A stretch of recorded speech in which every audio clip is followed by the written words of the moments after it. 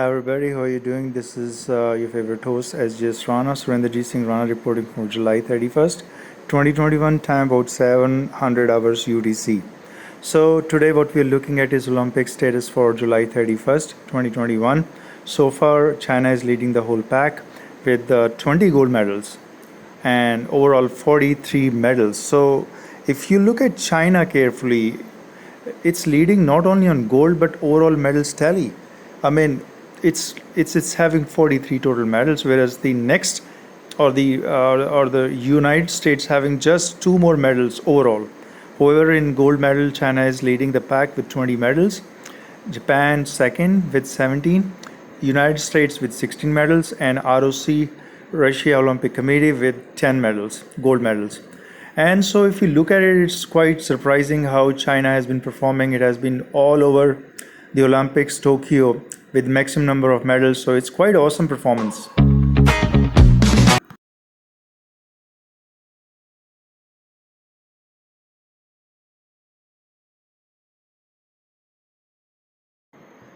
On the top performer, Drizzle, which is basically participating in swimming from USA, is becoming a champion, is leading all the men's swimming lead, and which is quite phenomenal. Now, coming back to this quite interesting story about Chinese gold medalist Yang Quan. You know, this whole story revolves around her lucky duck hair clip. 21-year-old Yang Quan has become overnight star because she won the first gold medal for China, and her lucky charm, which she contributes to her, the duck clip, which has become quite popular, has made her quite popular, and she has started the business of making sure that this clip goes to everyone else as a lucky charm. So quite phenomenal success by this young 21-year-old gold medalist. She has won 2 gold medals for China. And so moving on, we know these 3 nations are contesting at top, as I predicted before even Olympics started 2-3 weeks before. And between the 4th position, we have Australia, UK, and ROC contesting. And India somehow has been lagging behind. It has gone down from yesterday. Okay, now let's quickly jump to Sunisha Lee from US, just 18 years old, gold medalist. And this is quite phenomenal success. Big applause for her. Madam President, I of course join my colleagues in their fond words for Carl Levin. He was a mentor to me, like so many, and I'm looking forward to speaking about him as well as my good friend Senator Enzi, who we also tragically lost this past week in the coming days. But today I am focused on another topic, and that is the Olympics. I rise today to congratulate and honor Minnesota's own Sunisa Lee, who won the gold medal in the women's all-around gymnastics event at the 2020 Olympics in Tokyo. I got up, like many Minnesotans, at 5 in the morning to watch this live, and it was a sight to behold. Suni hails from St. Paul, the youngest member of the U.S. women's gymnastic team. At just 18, she has been competing on the national and international stages since 2015. She is now officially the best women's gymnast in the world. Suni Lee's journey is a remarkable one. She faced incredible challenges to compete on the world stage, including training through the coronavirus pandemic, breaking her foot, and sadly experiencing tragedies within her family when she lost 2 relatives to COVID and when a 2019 accident left her father paralyzed. On Thursday, July 29, 2021, she led the American team's quest for gold in the women's all-around gymnastics event after the legendary Simone Biles withdrew. But Simone Biles stayed and was there for her teammates and was there in the stands. But with the pressure of the world upon her, with Suni Lee, who never thought she'd be leading that team, who never thought that this honor would be hers, gave the performance of her life. Suni's difficult and daring uneven bars routine sealed her victory. The routine set a 6.8 difficulty mark and earned a score of 15.3, tied for the highest score by any gymnast in the competition. She defended the American title in the women's all-around gym. Quite phenomenal. So Minnesota Senator Amy Klobuchar has already credited all her gold medal contributions to the US team and how she has performed, and we congratulate this young 18 years old gold medalist for US. And so all in all, we see Olympics are really picking up great pace, and for some reason India is stuck going down. Okay, quickly moving on to this media gag order, or you can say try to curtail media. Recently UNESCO study flags the problematic reporting of sexual violence by India media. So what is this whole ball game now being played by UNESCO? It's quite discouraging, and this whole episode seems to be having a political ball game and special pressure from India corrupt bureaucrats, and you can call India corrupt government, where they're trying to pull down this effort, where media is trying to report accurately how the rape saga of India is continuing and how India has become a rape capital for the whole world. But somehow India politicians don't want to take any blame game, because they just want to play safe that they are enjoying the country and people are enjoying here. It's everybody's enjoying their life and liberty. However, what we see from daily reports of massive rapes and gang rapes of minor girls of India and society, they turn blind eye, and UNESCO has joined the nexus now. So I think it's time to boycott UNESCO, because it's siding with the India government, trying to put somehow gag order or curtail India media from reporting, journalists from reporting. Already, if you look at India media or India freedom of journalism media, it's already ranked 150 below that. It's almost the lowest ranking you can say in Asia, let alone the world. So we understand how they pressurize media here. I'm well aware, because I'm a citizen journalist. I am very well aware of India authorities, India government tactics, and daily covert gameplay, or you can call it metaphor games.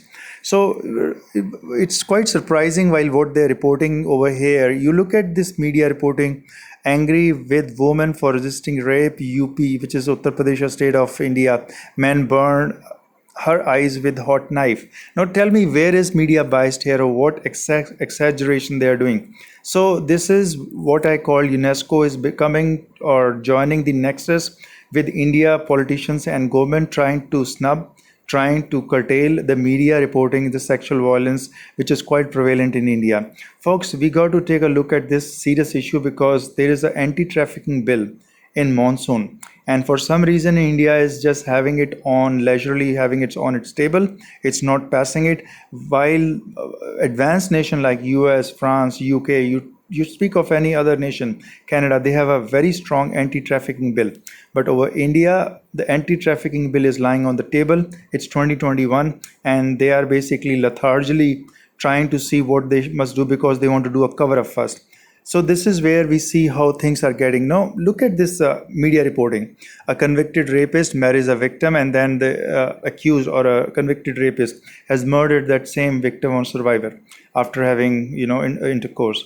So imagine this kind of reporting. If this is not given to the public, to the people of the world, then how would they know whether India is faring well in protecting females and women's and minor girls especially? So this issue is being trying to put under the carpet by authorities of India, who doesn't want this their shortcomings to be revealed to the world, that India has turned into a gang rape nation. All they want to show that, oh, India is enjoying freedom and India is at par with US. When the US State Secretary visits to India, recently they visited India with a high delegation level. They just made the window dressing so that everything is looking nice and thing. But look at the map over here. Where else do you find such map, horrific map in the whole world, whereas every 15 minutes a female is openly raped in India? And this statistics is conservative, according to the NCRB, which is National Crime Record Bureau. However, the real statistics is 5 minutes they're raping a female. So why India politicians or India government doesn't want to talk about it, or doesn't want media to highlight such issue, and they're trying to blame on media now. So this is what I want to show, how the gag orders work here, how they're trying to contain, how they're trying to work on media of who are trying to truly accurately report the sexual violence in females rising in India to a massive level, and human trafficking empire agents spread across India and millions enjoying females, delivering females, and they are the only one who are basically enjoying. The rest, everybody is suffering because they are being terrorized by these human trafficking empire agents of India. And India is not still having any anti-trafficking bill which can allow the top cops to nab these criminals. So quickly moving on to the global climate crisis, I have been telling that sun is going to do bizarre phenomena. You can see coronal hole developing, and I'm telling you this is already having huge impact on human resonance of the earth. And when you see all these events occurring, 8.2 mag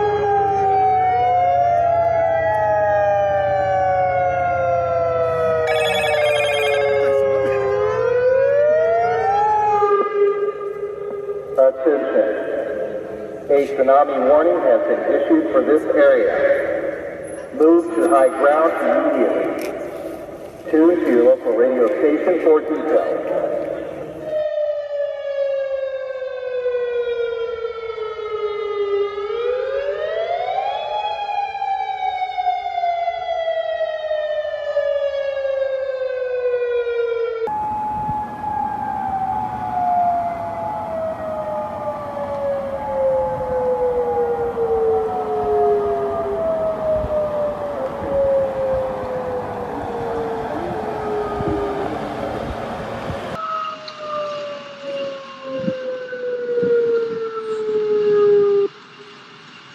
Attention. A tsunami warning has been issued for this area.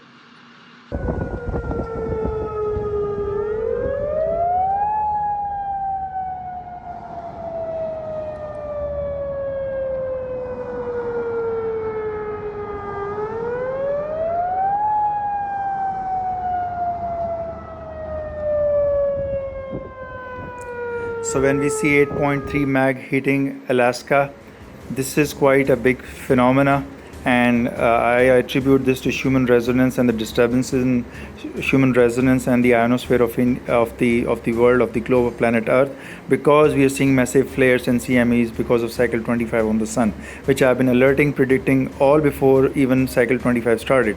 Now quickly jumping on to the war games, we see China actively participating in this recent big massive setup of war games, trying to simulate how the future conflict and event might look like. And the good thing is Russia has joined the efforts, so that because it's a neighboring nation, and also Russia is a superpower just like China is approaching superpower status.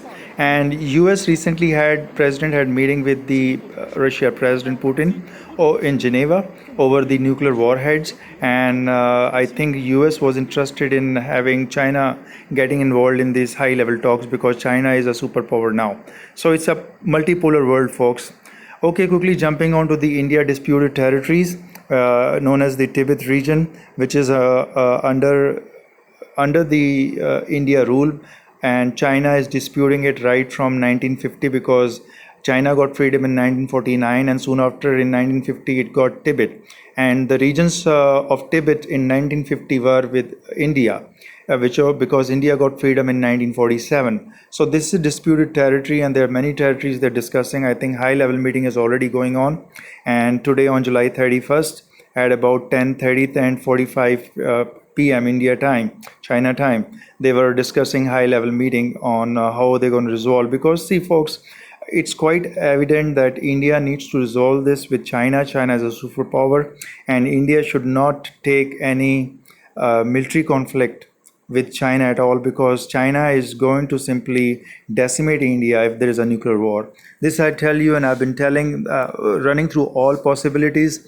Even on supercomputers, you can run it. India knows it, that India is going to get defeated eventually. It only needs help from NATO members. That's why India has become a pseudo-NATO member, and all these top high-level delegations from Defense Secretary to State Secretary of US are visiting India just to give them nudge so that they know they have a support of NATO. But China, let alone, is not threatened by these gestures because China is a superpower. It knows it has attained the status. It's already building two nuclear silo bases, massive silo bases, at least having 250 nuclear missiles like DF-41 and DF Dongfang 5B. So these are liquid fuel nuclear ICBM, and also the Dongfang 41, which is state-of-art nuclear ICBM. India knows it that China is possessing almost 600 nuclear warheads, so it's not at all advisable for India to keep disputing on simple border territories, which belongs to Tibet, and it knows it belongs to Tibet because recently India was upset when President Xi visited Tibet on July 21st. It was quite a surprise. Okay, quickly moving on to some local news. There have been, after COVID-19 disaster in India, students have basically worked hard to get their results of 12th and 10th, metric results, which have been, girls overall have been faring very well, and over here 99.2% attained by this girl. It's quite phenomenal.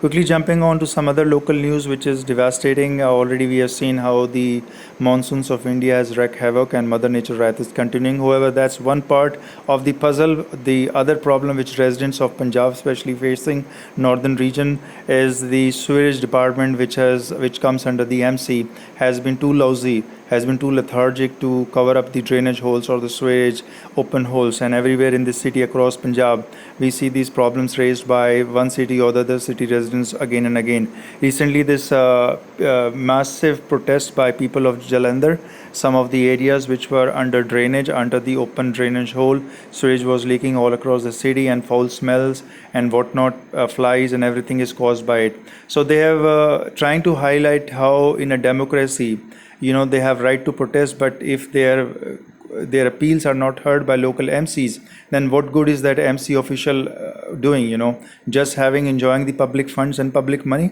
So this is quite bizarre scenario in India. They can't even have the proper system of drainage. What will happen if there is a real flooding because of the heavy rains, which can happen anyhow? I've been raising this issue because, again, I'm residing here in Sasnagar, Mohali, India, and I've been raising the same issues to the authorities. And I tell you, the negligence of duty is enormous in India. These MCs don't care after election. These local in charge of the areas don't really care. Look at this drainage hole left open in front of my house. Somehow they have a drainage hole, a public drainage hole in front of my house in the gate. This is how it works in India, the Sasnagar Mohali MC department.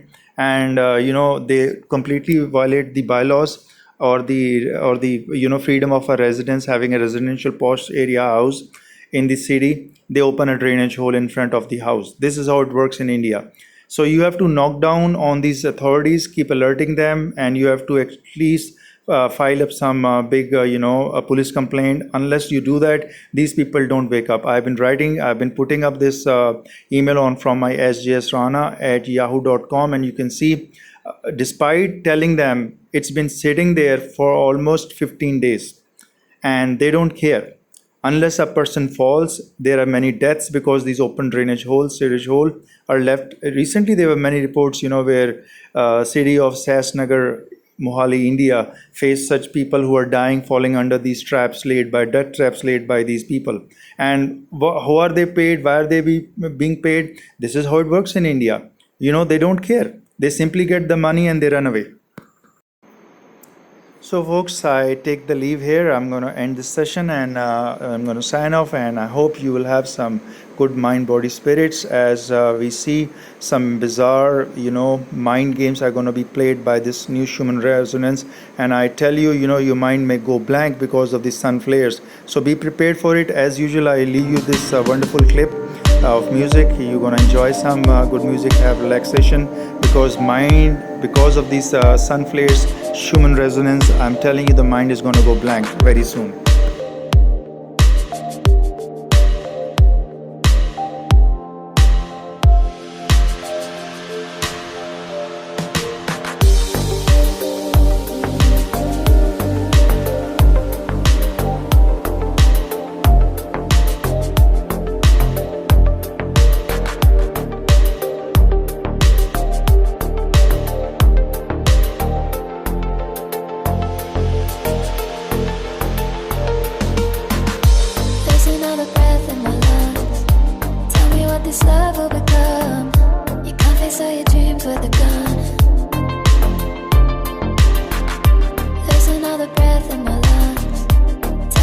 this love will become.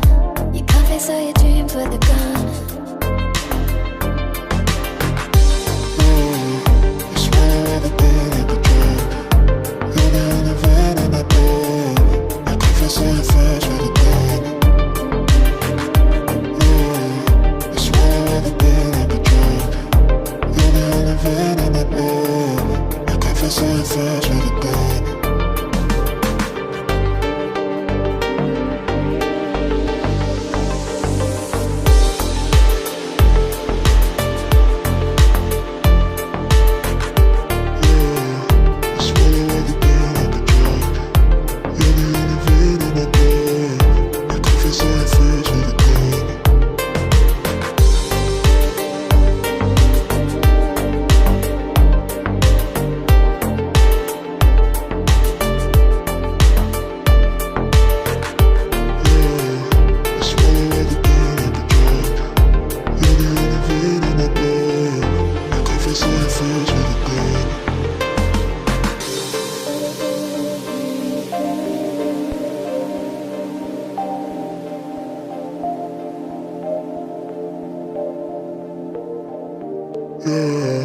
I swallow all the pain like a drug. You're the only vein in my blood. You confess all your fears with a gun. There's another breath in my lungs.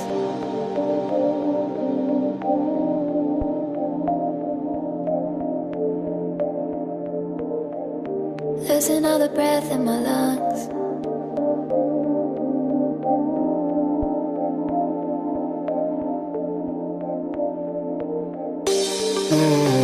I swallow all the pain like a drug. You're the only vein in my blood. You confess all your flaws with a gun. I swallow all the pain like a drug. You're the only vein in my blood. You confess all your flaws with a gun.